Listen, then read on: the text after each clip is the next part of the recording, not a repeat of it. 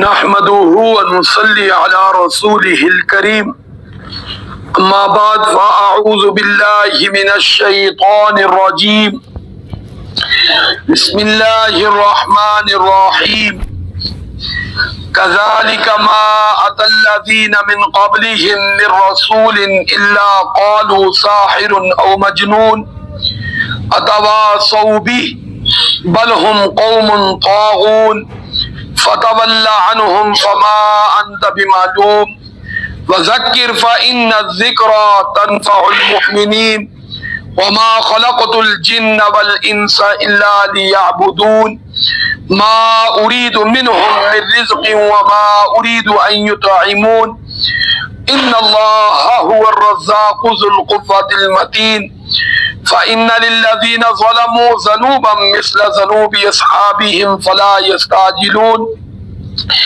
فويل للذين كفروا من يومهم الذي يوعدون صدق الله العظيم. درود شریف پڑھ. اللهم صل على محمد وعلى آل محمد كما صليت على إبراهيم وعلى آل إبراهيم إنك حميد مجيد. اللهم بارك على محمد وعلى آل محمد كما باركت على إبراهيم وعلى آل إبراهيم إنك حميد مجيد. اللهم صل على محمد أفضل الصلوات.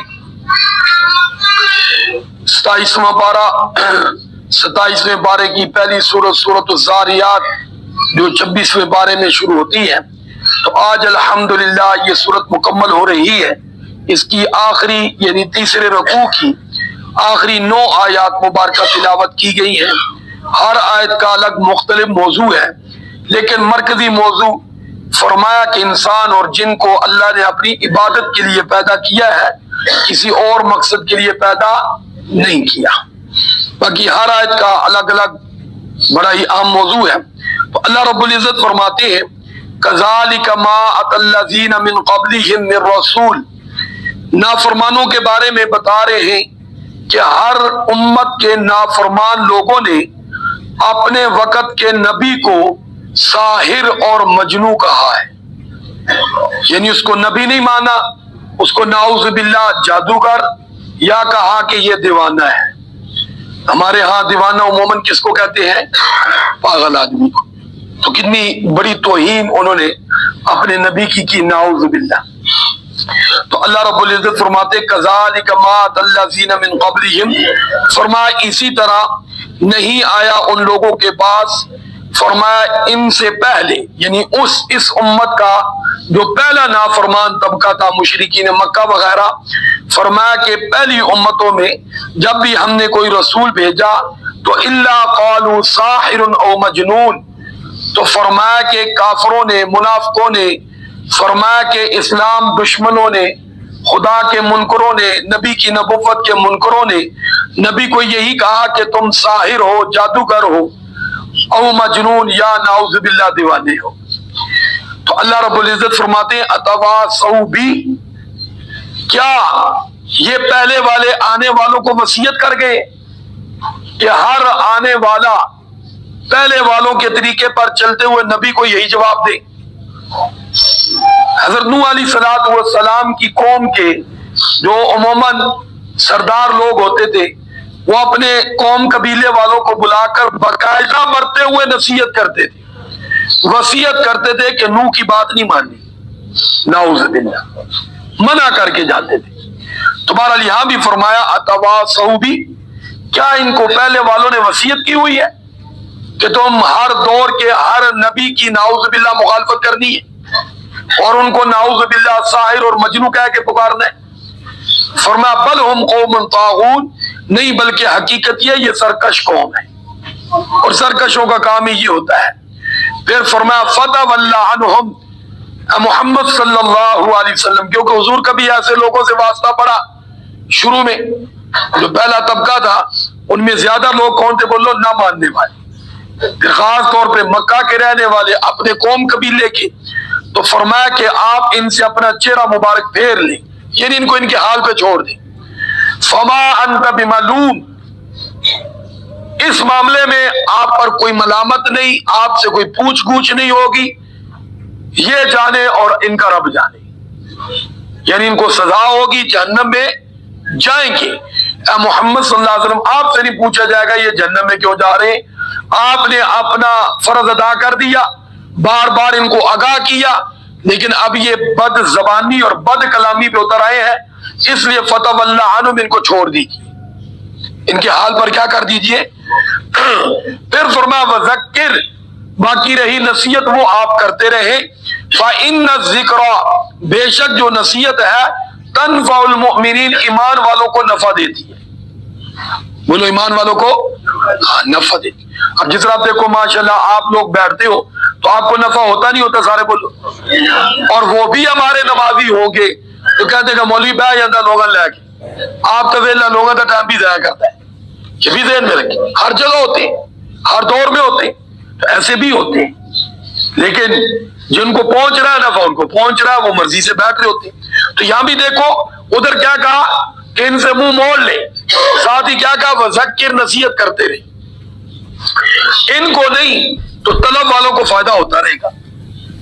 پھر اللہ رب العزت فرماتے ہیں وما خلقت الجن والانس الا لیعبدون، انسان اور جن کی پیدائش کا مقصد فرمایا اور کوئی کچھ نہیں سوائے فرمایا کہ میں نے اپنی عبادت کے لیے پیدا کیا، اور جن کے لیے، لیکن انسان اور جن کس کے لیے بولو، اور عبادت کا دائرہ کیا ہے 24 گھنٹے، یہ بھی میں اور آپ دماغوں میں بٹھا لیں، عبادت کا دائرہ کیا ہے، وقت کیا ہے 24 گھنٹے، یعنی پیارے آقا صلی اللہ علیہ وسلم کی زندگی کو اپنا لو، عبادت ہی عبادت ہے۔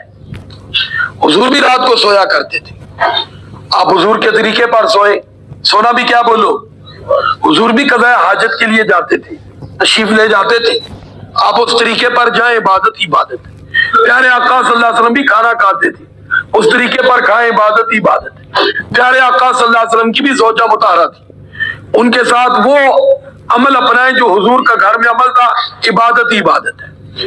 حضور کی بھی اولاد تھی، اولاد کے بعد وہ عمل اپنائیں، عبادت ہی عبادت ہے۔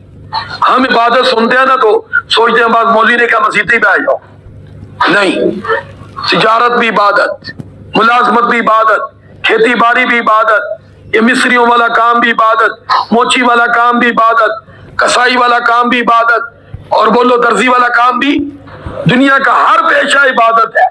شرط یہی ہے کہ اس میں ایک تو اللہ کا حکم سمجھ کے کیا جائے، دوسرا پیارے آقا صلی اللہ علیہ وسلم کے طریقے پہ کیا جائے، قرآن و سنت میں سیکھ کر کیا جائے، وہ عبادت ہی عبادت ہے۔ حضرت علی رضی اللہ عنہ سے سوال ہوا تھا کہ علی کتنی دیر عبادت کرتے ہو؟ حضرت علی رضی اللہ عنہ نے فرمایا 24 گھنٹے۔ اس نے کہا یار کیسی بات کر رہے ہو، تم تو کھاتے پیتے بھی ہو، کھیتی باڑی بھی کرتے ہو، تجارت بھی تم میں سے لوگ کرتے ہیں، سارے کام تم کرتے ہو، مسجد میں تھوڑی دیر جاتے ہو۔ تو انہوں نے یہی جواب ارشاد فرمایا تھا کہ ہم ہر کام اپنے نبی کے طریقے پر کرتے ہیں، اس لیے مسجد میں جانا بھی ہماری عبادت، مسجد سے باہر نکلنا بھی ہماری عبادت، بازار میں جانا بھی ہماری عبادت، دکانداری بھی عبادت، سودا خریدنا بھی، سارے بولو ہاں۔ لیکن اگر آپ نبی کا طریقہ چھوڑیں گے تو نماز بھی نماز عبادت نہیں رہتی، یہ بھی ذہن میں رکھیں۔ اگر نماز میں بھی حضور کا طریقہ کیا کر دیا جائے تو وہ عادت بنے گی، عبادت نہیں بنے گی۔ وہ عبادت پوری کر رہے، اوپر نیچے ہو رہے، لیکن آپ نے اس میں حضور کا طریقہ سامنے رکھ کر اللہ کا حکم سمجھ کے پڑھیں گے، پھر وہ نماز عبادت ہوگی، ورنہ وہ عبادت۔ ہماری تو نماز میں بھی یہ معاملہ ہے، ہمارے تو قرآن میں بھی یہی معاملہ ہے۔ آپ دیکھو جہنم میں سب سے پہلے کتنے لوگ جائیں گے؟ 3، وہ تینوں کون لوگ ہوں گے؟ سب سے پہلے عالم، کون بولو؟ عالم، جس نے شہرت کے لیے علم حاصل کیا، شہرت کے لیے لوگوں کو بتایا۔ دیکھو کتنا مشکل کام بھی ہوتا ہے، گھسیٹ کے جہنم میں ڈالا جائے گا۔ سخی، روپیہ خرچ کرنے والا، اس کو بھی گھسیٹ کے ڈالا جائے گا، کیوں؟ اللہ کے لیے نہیں خرچ کر، شہرت کے لیے، واہ واہ ہو جائے۔ تیسرا کون ہے؟ مجاہد، جان کی بازی لگانے والا، لیکن لوگ کہیں گے مجاہد تھا، گھسیٹ کے جہنم میں ڈالا جائے گا۔ یہ سب سے پہلے طبقہ جہنم میں جائے گا۔ تو اب ان شعبوں میں دیکھ لو، اگر اللہ کا حکم بیچ میں نہ رکھا جائے اور نبی کا طریقہ نہ رکھا جائے تو انجام کیا بولو؟ اور یہ تینوں شعبے کتنے عام شعبے، محنت سے مال کما کے پھر خرچ کرنا کوئی آسان ہے؟ مشکل ہے، کیونکہ حلال خرچ کرنے پر ثواب ہے، حرام پر تو سیدھی جہنم ہے، وہ تو آپ سارا بھی خرچ کریں گے جہنم ہے۔ تو بہرحال اللہ رب العزت فرماتے ہیں ما ارید منہم من رزق، یعنی اس بات کو اللہ تعالیٰ نے واضح کر دیا بعض لوگ غلاموں سے متاحتوں سے، یا جس طرح ہم لوگ عام عرف عام میں ہے نا مرید بن جائے تو پیر صاحب کی ذرا کاروبار چل پڑتا ہے، نذرانے یہ وہ چیزیں آنا شروع ہو جاتے ہیں، تو اللہ نے بات واضح فرما دی کہ میں جو تمہیں نماز کا حکم دیتا ہوں، روزوں کا حکم دیتا ہوں، عبادت کا، اس سے کوئی مجھے کوئی غرض نہیں، من رزق، میں تم سے کوئی رزق نہیں چاہتا، اس سے میری کوئی روٹی کا مسئلہ، کیونکہ اللہ فرماتے سبحانک، میں اس سے کیا ہوں، پاک ہوں۔ اور پھر فرمایا وما اريد ان يطعمون، اور میں یہ نہیں کہتا کہ تم مجھے کھانا کھلاؤ، کیونکہ میں کھانے سے بھی کیا ہوں، ہاں، فرمایا ان اللہ هو الرزاق، بے شک اللہ کی ذات ہی تو رازق ہے۔ کون ہے بولو بھائی، وہ تو دینے والا لینے والا، ہاں، مولویوں فقیروں کو ہم یہ تو کہہ سکتے وہ دعا دے گا میں کچھ ہدیہ دوں گا، میں کچھ کیا دوں گا، بولو، اگر وہ بیچارہ بھی بیٹھا ہے اس کا بھی آخر کوئی اور کاروبار نہیں، لیکن اللہ فرماتے میرا ایسا کوئی سلسلہ نہیں ہے، ہاں جی، تو اگر مجھ سے مانگے گا تو وہ بھی میں عبادت سمجھ کے اس کا بدلہ ہی دوں گا، ہاتھ اٹھائے گا تو اس سے خوش ہو کر تیرا ہی فائدہ دوں گا، تیرے ہاتھ اٹھانے پر فرمایا میرا کوئی فائدہ نہیں، بولو اللہ کا کوئی فائدہ، ہم نے سجدہ کیا اللہ کو فائدہ پہنچایا ہے، اپنی ذات کو پہنچایا ہے، کس کو پہنچایا بولو بھائی، اس لیے یہاں یہ ذہن میں رکھ کے اللہ نے واضح بات کر دی، اور ذل قوت المتین، فرمایا کہ مضبوط قوتوں کا مالک ہوں، ہاں تیری عبادت سے بے نیاز ہوں، لیکن تیرے فائدے کے لیے اپنے حکم رکھے ہیں تاکہ تو دوبارہ جنت میں آ سکے۔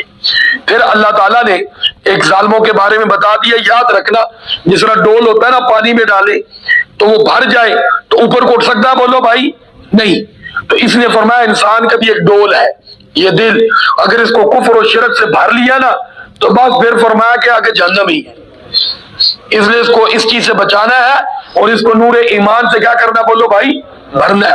تو فرمایا فَإِنَّ لِلَّذِينَ ظَلَمُوا، بے شک وہ لوگ کہ جنہوں نے ظلم کیا، ذنوبًا، فرمایا ان کا ڈول، یہاں ڈول سے یہ مراد ہے کہ انہوں نے اپنے دل کو کفر و شرک سے بھر لیا، مثل ذنوب اصحابہم، ان لوگوں کے ڈول کی طرح جو پہلے ظالم لوگ گزرے، فلا یستعجلون، فرمایا یہ عذاب میں جلدی نہ کرے، یہ جو 4 دن دنیا میں موقع ملا نا توبہ کر لیں اگر کرنی ہے تو، ورنہ اس حال میں مریں گے تو فرمایا وہ عذاب تو آنا لیکن سیدھے جہنم میں جائیں۔